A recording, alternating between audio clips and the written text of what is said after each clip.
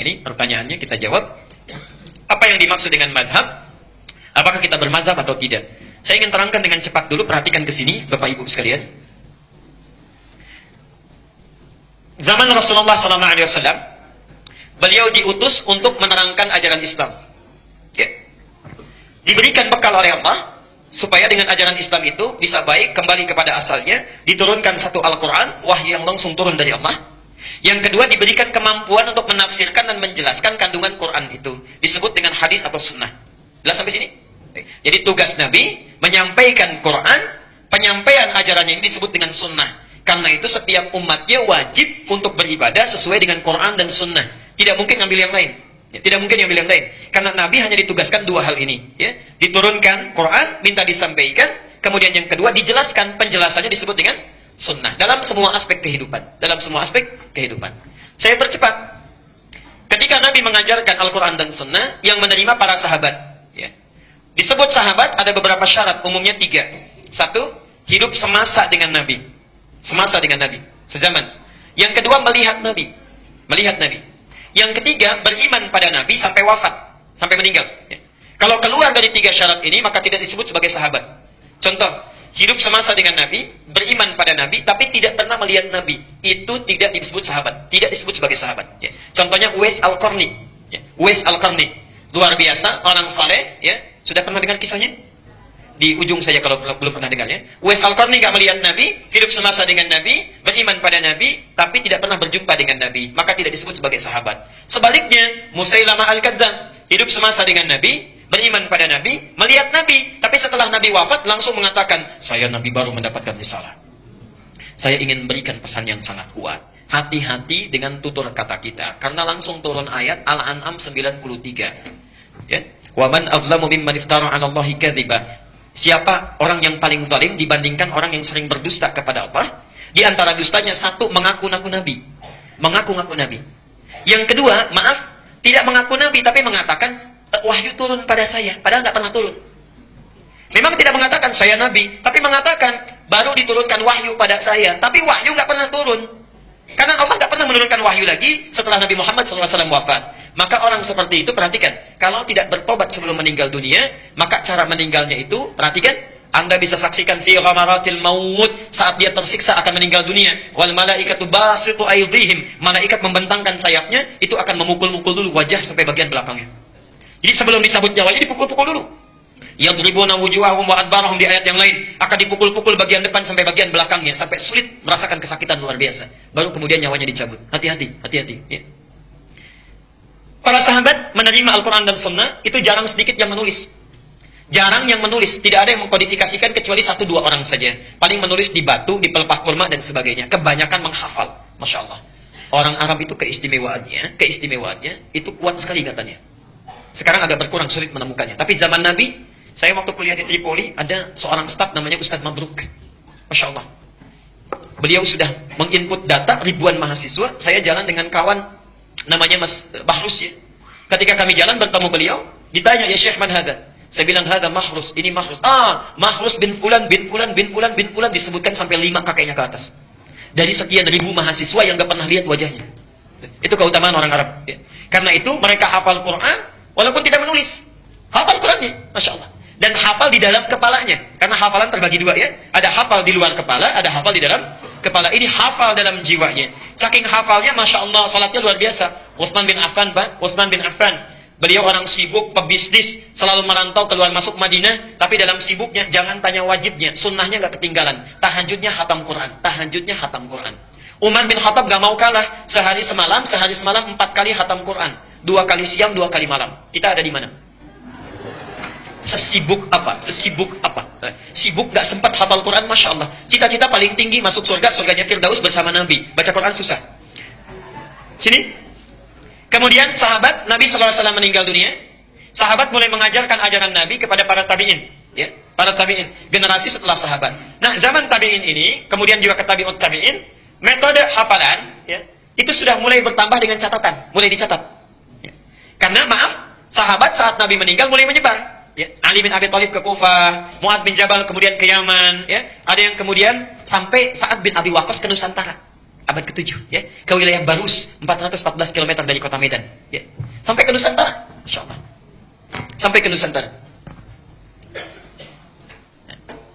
Karena sahabat ini menyebar ya. Muawiyah bin Abi Sufyan sampai melakukan perjalanan sampai ke wilayah Afrika ya. Afrika Utara dengan tukang cukurnya Nabi. Tukang cukurnya Nabi itu wafatnya di Libya. Di Libya ya. Ada kuburannya di situ. Kemudian Muawiyah Amr bin As ya melakukan perjalanan. Muawiyah bin Abi Sufyan juga kemudian ada masjidnya di Syria ya. Artinya keluar wilayah Hijaz, menyebar. Ada yang ke Afrika. Ada yang kemudian Afrika Utara umumnya masuk lewat Libya, sebelumnya Mesir, kemudian Tunisia, ada Maroko, ada Aljazair, nyebrang ke Andalusia, Spanyol sekarang. Perhatikan sini, saya teruskan. Kemudian ada sebagian lagi ke wilayah Persia. Persia bukan Arab, Irak, Iran itu bukan Arab, bukan Arab ya. Ada yang ke Irak, ada yang ke macam-macam. Ada yang selanjutnya dari mulai ke Yaman, Hadramaut, Mu'adz bin Jabal sampai dengan ke Asia. Ada yang ke Asia. Nah, karena negara-negara ini bukan bagian dari negara Arab sudah menyebar, maka maaf, satu pemahaman terhadap Islamnya nggak sama dengan generasi sebelumnya. Kekuatan hafalannya berbeda. Maka cara mereka belajar dari sahabat untuk menguatkan hafalan dan meyakinkan ditambah dengan catatan. Mulailah mengkodifikasikan ajaran-ajaran Nabi. Jelas sampai di sini? Pelan-pelan. Nah, generasi yang belajar langsung dari para sahabat, tabi'in, dan dari tabi'ut tabi'in, langsung belajar dari mereka, kemudian menghimpun, itu dibatasi sampai dengan tahun 200 Hijrah. Sampai tahun 200 Hijrah. Ya. Jadi generasi emas itu, yang menghimpun langsung murni dari sumbernya, sampai tahun 200 Hijrah. Itulah yang dikenal dengan ulama salafus saleh. Ya. Salafus saleh. Di antara salafus saleh itu, yang paling bersinar, yang ingatannya sangat kuat, kemampuan nalarnya tajam, hebat dalam merumuskan, ada 4 orang ulama. 4 ulama. Siapa mereka? Saya percepat. Satu diantaranya Abu Hanifah ya. An-Nu'man bin Bashir yang lahir tahun 80 Hijrah, wafat tahun 150 Hijrah ya. Beliau berada di daerah Irak ya, di Irak.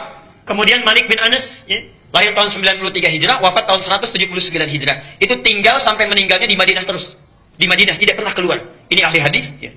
Kemudian ada Muhammad bin Idris, kakeknya yang ke-9 namanya Asy-Syafi'i. Dikenal dengan Imam Asy-Syafi'i, lahirnya tahun 150 Hijrah. Abu Hanifah meninggal, yang ini lahir. Bu, ingat Bu ya, ini saya berikan motivasi. Imam Asy-Syafi'i saat lahir, itu lahirnya di Gaza. Di Gaza. Lahir tunggu, ayahnya meninggal. Tinggal ibunya Pak, tinggal ibunya. Punya cita-cita orang tuanya supaya anak ini menjadi ulama besar. Sumber ilmu ada di Mekah, digendong jalan kaki oleh ibunya. Digendong dengan alas kaki yang terbatas sampai ke Mekah. Dari Palestina di Gaza ke kota Mekah, kalau pakai bis sehari 2 malam, itu jalan kaki ibundanya. Dibawa tawaf. Ada halaqah ulama didudukan di situ. Setelah mendengar dibawa lagi sampai meninggalnya. Sampai sekarang dikenal sebagai ulama besar. Kalau ada jasa yang luar biasa, itu ibundanya. Bayangkan, tidak ada mobil, tidak ada motor, tidak ada pesawat, perbatasan luar biasa, perbekalannya juga terbatas, dibawa digendong sampai ke Mekah jadi ulama besar. Antum, para ibu, Masya Allah, kendaraannya ada, motornya ada, mobilnya ada, handphonenya ada, segalanya ada. Kalau dengan semua fasilitas itu belum bisa menjadikan dan mengkadar serta mendidik anak menjadi lebih daripada Imam Asy-Syafi'i, dengan fasilitas apa lagi yang dibutuhkan supaya anak-anak kita dekat dengan Allah? Ahmad bin Hanbal, muridnya Asy-Syafi'i, tahun 164 Hijrah, wafat 241 Hijriah. Nah, Bapak Ibu sekalian, keempat ulama inilah yang kemudian menghimpun, sekali lagi, menghimpun semua ajaran-ajaran Nabi yang disampaikan pada para sahabat, termasuk juga kepada para tabi'in, ditulis oleh mereka di kitab-kitabnya. Nah, ini yang paling penting. Lihat sini. Ajaran yang dihimpun dari Nabi itu ada 2 sifat. Ada 2 sifat. Satu,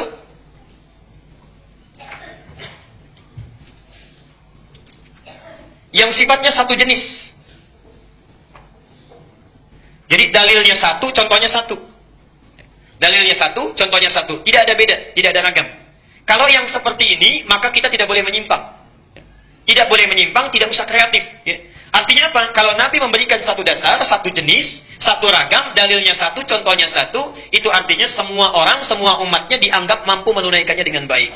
Contoh, saya ingin bertakbir sholat, Nabi hanya mengajarkan, angkat tangannya, baik yang sejajar dengan bahu, ataupun dengan daun telinga, atau memantibainya, atau dekat dengan kedua telinganya. Ya. Maka rumusnya sederhana, kata Nabi, angkat, letakkan di dada. Angkat, letakkan di dada. Tidak ada rumus lain antara mengangkat dengan meletakkan ini. Karena semua bisa melakukan. Kalau sudah dalilnya satu, contohnya satu, maka kita tidak perlu kreatif. Ya Allah, masa sama orang saya dahulukan yang kanan duluan, sama Allah kok yang kiri duluan? Sedikitlah agak beda supaya lebih baik dalam pandangan Allah. Allah kanan dulu. Allah Akbar. Nah, ini tidak perlu dilakukan. Ya Allah, kok nggak enak salam itu kan artinya berbagi ke kanan, berbagi ke kiri. Kalau berbagi itu kan tidak hanya wajahnya, tangannya juga harus ikut memberi. Assalamualaikum, Assalamualaikum. Sampai kiamat kurang 2 hari Anda nggak akan dikasih. Ya. Jadi kalau contohnya satu, dalilnya satu, kita tidak boleh kreatif. Ya. Kalau menyimpang itu yang dimaksud dengan bid'ah, mengada-ngadakan sendiri, nggak ada dalil, nggak ada contohnya. Jelas sampai sini? Yang kedua, ini yang paling penting dan di sini sering memunculkan perbedaan pendapat, tapi ada sesuatu yang tidak wajar, berselisih pada yang tidak diketahui, itu yang nggak wajar. Beragam, jenisnya beragam, ragam jenis.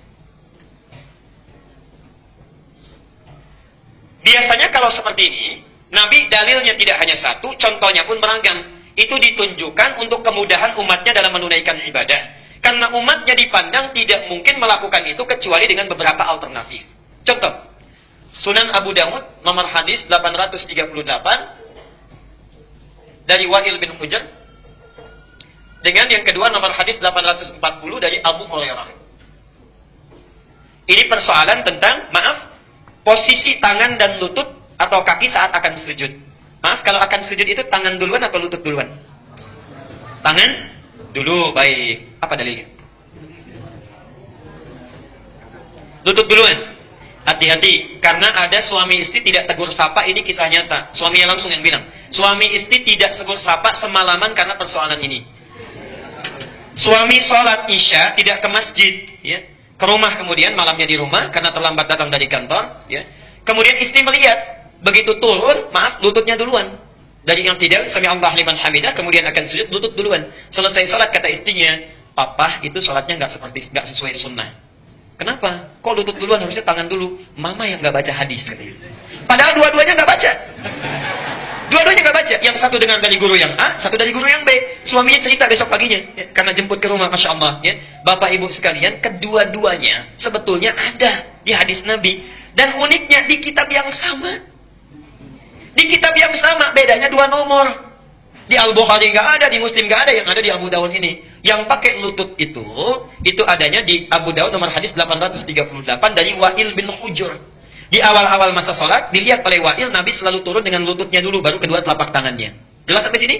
Diambillah pendapat itu oleh Ibnul Qayyim Al-Jauziyah. Menulis beliau buku sifat sholat Nabi. Silakan lihat, ya. Dalam uraian beliau memilih untuk menggunakan lutut. Kemudian yang menggunakan telapak tangan, itu sama, di kitab yang sama, beda 2 nomor. Yang meriwayatkan Abu Hurairah. Di akhir masa kehidupan Nabi, beliau selalu sholat mendahulukan kedua telapak tangannya. Maaf, kalau sudah agak sepuh-sepuh itu biasanya kan persoalannya di kaki. Ya. Bapak Ibu lebih tahu ya. Turun kedua telapak tangan duluan. Ya. Karena itu Abu Hurairah melihat, diriwayatkan kepada kita, dirangkum oleh Abu Dawud. Muncul Syekh Muhammad Nasruddin Al-Albani mempopulerkan riwayat ini. Karena khawatir orang menganggap hanya boleh pakai lutut saja. Dipilih oleh Syekh Muhammad Nasruddin Al-Albani riwayat yang kedua. Jadi Anda yang pakai Al-Albani misalnya, bacanya dari situ, lihatnya dari situ, dan judul bukunya sama, sifat sholat Nabi. Cuma memilih riwayat yang kedua tanpa menyalahkan riwayat yang pertama. Karena dua-duanya dalilnya ada. Jadi yang pakai telapak tangan boleh, pakai lutut boleh, yang salah yang kepala duluan.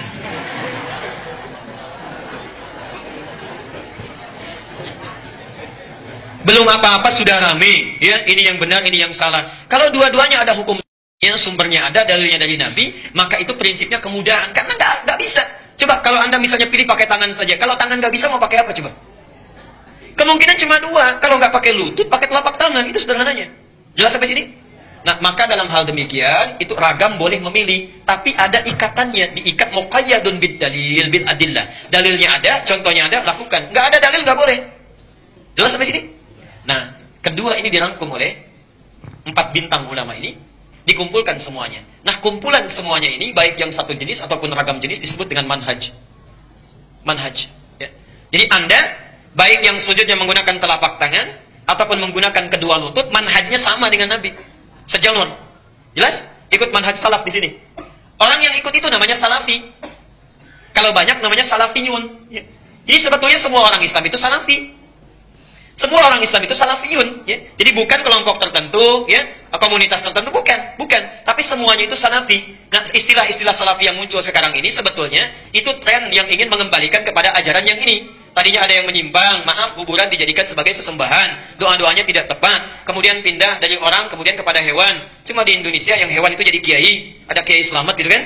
Nah, sudah cukup dengan hewan kemudian pindah kepada benda, keris jadi kiai. Ada kiai banyak tuh ya. Sekarang diburu di Belanda namanya Kiai Nogosiluman. Kiai Nogosiluman itu kerisnya Pangeran Diponegoro. Anggaran banyak untuk mencari keris itu. Nggak cukup dengan keris, sekarang muncul Kiai Akik, macam-macam. Itu keliru. Makanya muncul gerakan kembalikan ke manhaj salaf, muncullah itu salafi. Orang-orang yang ikut ini sebetulnya semuanya salafi. Mau yang pakai lutut dulu, pakai telapak tangan dulu, itu secara manhaj sama semuanya. Jelas sampai di sini? Baik. Nah, kalau kita memilih salah satu, misal saya mau pilihlah pakai lutut saja, karena kan nggak mungkin dua-duanya. Baik ya? Atau saya pakai telapak tangan saja. Pilihan kita itu disebut dengan madhab. Jadi semuanya disebut dengan madhab, pilihannya disebut dengan madhab. Singkatan dari madhaba ilaihi. Satu yang dipilih untuk memudahkan ibadah. Contoh, bismillah itu bacanya bisa 4 cara. Satu disirkan, kedua dijaharkan, ada 70 hadis itu. Ketiga nggak dibaca sama sekali. Yang keempat, pertama nggak dibaca. Pertama dijaharkan dari Abu Hurairah, selanjutnya tidak dibaca sama sekali. Jadi boleh jaharkan, boleh sirkan, tidak dibaca sama sekali juga silahkan. Yang keempat, dijaharkan yang pertama, selanjutnya nggak dibaca. Maaf. Sekarang saya contohkan. Misal, ini Imam Asy-Syafi'i ngajar. Datang ke satu tempat misalnya. Ke Mesir, Afrika Utara. Orang-orang Mesir belum tahu bacaan sholat. Saya mau sampaikan, diajarkan semuanya cara bismillah atau diajarkan satu saja? Orang yang belum tahu bacaan sholat, belum mengerti sholat, mau diajarkan seluruh bacaan atau satu saja? Satu. Nggak mungkin keseluruhannya. Baru datang, belum pada bisa sholat. Saat baca bismillah, bisa dijaharkan, bisa disirkan, bisa tidak dibaca sama sekali. Orang bingung. Pilih salah satu. Nah, saat dipilih salah satu itulah yang disebut dengan madhab. Akhirnya apa? Abu Hanifah memilih nggak baca sama sekali. Malik memilih tidak baca sama sekali. Asy-Syafi'i memilih juga dijaharkan. Ahmad bin Hambal menengahi, saya pilih disirkan saja. Semua ada dalilnya dari Nabi. Ketika dipilih itulah kemudian menjadi namanya apa? Madhab. Guru-guru ini mengajarkan, turun murid-muridnya. Ini diantaranya. Hanafi, Masya Allah, itu punya murid namanya Abu Yusuf. Punya murid lagi Asy-Syaibani, punya murid Ad-Dahlawi, penyebarannya di Asia Selatan. Jadi kalau Bapak Ibu misalnya ke India, ke Pakistan, madhabnya Abu Hanifah itu, Hanafi. Ya. Jadi kalau bismillah itu pasti nggak pakai sama sekali. Kunut nggak pakai kunut, nggak ada kunut subuh, nggak ada. Ya. Itu Abu Hanifah pilihannya, madhabnya. Maliki punya murid Ibnu Wahab. Ibnu Wahab punya murid namanya Suhnun. Suhnun punya murid sampai sekarang masih hidup, Syekh Ar-Rabiti. Tinggalnya di Libya. Alhamdulillah saya pernah langsung belajar kepada beliau. Matanya tidak bisa lihat, tapi mata hatinya sangat tajam. Satu kali kami membacakan kitab, kawan kami membacakan. Begitu membacakan kitab, kata Syekh kami ini, Syekh Ar-Rabiti, "Kif ya bunai, tilka nuqtah wa laysatil fasilah." Anakku tolong berhenti di situ, itu katanya titik bukan koma. Kata muridnya, Syekh tapi di sini koma. Bukan, itu bukan koma tapi titik. Barangkali ada noda di situ ke bukunya. Itu terbitan mana? Terbitan sekian. Iya betul, itu halaman sekian, paragraf sekian, baris sekian, huruf nomor sekian. Kalau Anda tidak percaya, bandingkan dengan kitab yang lainnya. Itu Syekh Ar-Rabiti. Masya Allah. Maaf ya, buta matanya karena saking banyaknya baca. Tahajud tidak henti-henti, puasanya rajin, ahli fikih, mata buta karena banyak membaca untuk mendekatkan diri kepada Allah. Antum dikasih mata sampai sekarang bisa lihat, baca Quran aja susah. Sudah susah tahajud, Masya Allah. Yang sunnah tertinggalkan, yang wajib terlambat, cita-cita masuk surga, surganya Firdaus bersama Nabi, ingin melihat Allah langsung, bagaimana? Imam At-Tirmidzi, Masya Allah, amalannya banyak, hadisnya banyak, tahajud tanpa henti, puasa sunnahnya luar biasa. Di ujung hidupnya itu banyak menangis kepada Allah karena takut kalau pulang itu tidak cukup bekalnya. Dan tangisan inilah yang membuat mata beliau menjadi buta. At-Tirmidzi menangis sampai buta matanya karena takut pulang kepada Allah membawa salah. Antum sampai tidur pun kadang-kadang mimpinya itu salah juga. Ya. Itu dulu. Afrika Utara penyebarannya. Jadi kalau Anda ke Afrika Utara, Libya, Tunisia, Aljazair, Maroko, nyebrang dikit Eropanya, Italia, Prancis, Spanyol, itu Maliki madhabnya. Yang kalau bismillahnya nggak dibaca langsung, kunutnya ada tapi disirkan sebelum ruku. Ya, kalau dalam salat subuh itu Maliki, Tapi Syekh Maliki ini nggak pernah keluar Madinah. Murid-muridnya yang datang ke Madinah. Ya, murid-muridnya itu yang tarawihnya sampai 33 kali itu Maliki. Sampai sekarang di Madinah itu 33. Ya, sampai sekarang. Dilengkapkan jadi 36. Ya. Kalau di Mekah 20 sampai dengan 23. Ya. Lihat Asy-Syafi'i. Asy-Syafi'i punya murid Al-Buwaiti. Asy-Syafi'i ini muridnya Imam Malik. Masya Allah, datang ke tempat Imam Malik, salah jadwal. Bukan karena salah tidak tahu, bukan. Karena berangkat jauh-jauh, jalan kaki Pak Ibu. Gak ada mobil, gak ada motor, gak ada kendaraan, jalan kaki ke tempatnya Imam Malik di Madinah, ingin mendapatkan pelajaran kitab Al-Muwatta. Misal, Imam Malik jadwalnya itu hari Rabu. Imam Syafi'i nyampe di sana hari Selasa, karena jalan kaki jauhnya itu. Begitu datang ke situ, berdiri, itu sadar beliau, bukan jadwalnya, menunggu di depan pintu seharian. Di depan pintu seharian, Masya Allah. Tidak dibukakan pintu karena bukan jadwalnya. Begitu tiba hari Rabunya itu, ya, ilustrasinya, tiba-tiba Imam Malik langsung mengatakan kepada pembantunya, kepada khadimnya, "Iftah hadhil bab," bukalah pintu itu, di depan sudah ada seorang pemuda menunggu. Padahal Imam Malik tidak pernah lihat. Buka pintu, di depan sudah ada seorang pemuda menunggu. Begitu dibuka, datang Imam Asy-Syafi'i itu, ditanya, ya, "Ada keperluan apa?" katanya. "Punya hajat apa?" Kata beliau, "Saya ingin belajar hadis dari Anda." Kata Imam Malik, "Apa yang sudah kamu punya?" Kata Imam Asy-Syafi'i, "Hafidhul Muwatta." Saya sudah hafal kitab Al-Muwatta. Jadi menunggu di depan pintu syekhnya itu sambil menghafalkan kitab Al-Muwatta yang tebalnya itu 2 kali buku ini dalam semalaman hafal. Imam Asy-Syafi'i. Dalam semalaman hafal itu Imam Asy-Syafi'i. Dan dalam keadaan jadi guru besar pun masih tawadhu juga. Guru sedang istirahat, gak diganggu, ditunggu sampai besoknya. Antum taklimnya di mana-mana, terbuka tempatnya, tidak ada halangan, kendaraannya ada, datang bukan hanya 1 hadis, 10 hadis kadang-kadang disampaikan, masih nggak mau datang juga. Masya Allah, ya. Dengan cara apa lagi mesti dibimbing? Bahkan ada satu lagi yang tidak disebutkan di sini, Masya Allah. Ada orang datang ke tempatnya Imam Malik, itu jual rumah, jual tanah demi belajar 1 hadis. Datang ke Imam Malik ditolak, gak mau pulang. Kata Imam Malik, cambuk orang itu.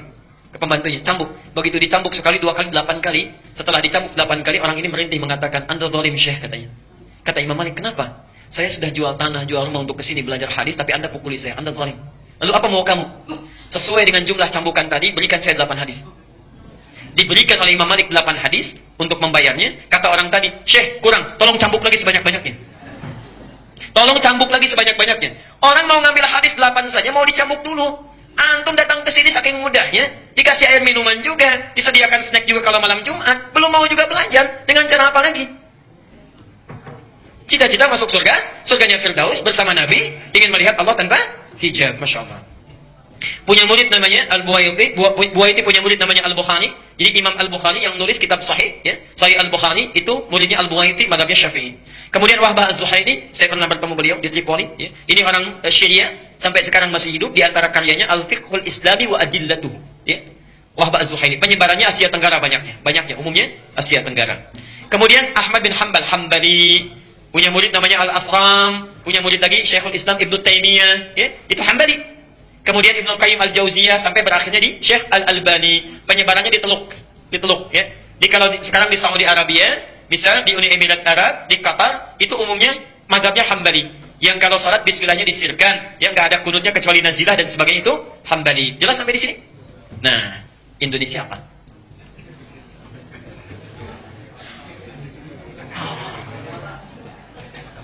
Hebatnya Indonesia, pelajari semua. Maka guru-guru kita itu, Masya Allah, ada yang datang ke Afrika Utara belajar ke Mesir, ya. Ada datang ke Asia Selatan, ke Pakistan, ada datang ke Timur Tengah, ke Mekah, Masya Allah, ada yang ke Madinah, macam-macam. Dan itu sudah dulu berlangsung, dipelajari keseluruhannya. Saya berikan contoh misalnya, orang Surabaya belajar ke Mesir, orang Jakarta misalnya belajar ke Mekah, orang Padang misalnya belajar ke Irak, misal saja. Dipelajari semua. Afrika Utara mazhabnya tadi apa? Maliki, ya. Yang bismillahnya nggak dibaca sama sekali, ya. Masya Allah. Asia Tenggara apa mazhabnya tadi? Syafi'i, yang bismillahnya dijaharkan. Di Teluk mazhabnya apa? Hambali, yang bismillahnya disirkan. Belajarlah di situ. Pulanglah ke Indonesia, Masya Allah. Saat pulang ke Nusantara, misal datanglah tiba-tiba orang Surabaya ke Jakarta, bermakmum di Jakarta. Yang Surabaya ini karena belajar dari Afrika Utara Mesir, ya, bismillahnya dijaharkan, ya, maaf, mazhab Maliki kalau Mesir terbagi 2. Misal ke Libya, bismillahnya tidak dibaca sama sekali, ya. Kemudian yang di sini karena belajar ke wilayah yang sifatnya Syafi'i, ya, bismillahnya dijaharkan. Ketika datang orang Surabaya ke Jakarta, bermakmum di belakang yang kemudian tidak dibaca sama sekali, dibaca bismillahnya dijaharkan, Bismillahirrahmanirrahim. Ini belum pernah dengar. Nah, nih salatnya nih. Harusnya nggak dibaca nih. Yang ini juga begitu. Yang ini belajar, ya, Masya Allah. Yang tadinya disirkan dari Teluk, dari Mekah misalnya, datang lagi. Datang ke wilayah Surabaya, bermakmum di sini, nggak dibaca sama sekali. Salah di sholatnya nih. Ini kejadian sampai sekarang. Saya tugas di Mekah 2010, menerima jemaah haji yang pertama. Begitu datang sholat, Masya Allah, isya'nya sholat di situ. Allahu Akbar. Imamnya disirkan. Alhamdulillahi Rabbil Alamin. Imamnya Muhammadiyah sendiri. Masya Allah. Begitu sholat subuh, imamnya nggak kunut. Lengkap sudah itu. Apa saya bilang kan semalam Muhammadiyah kan yang nggak kunut. Padahal nggak ada Muhammadiyah.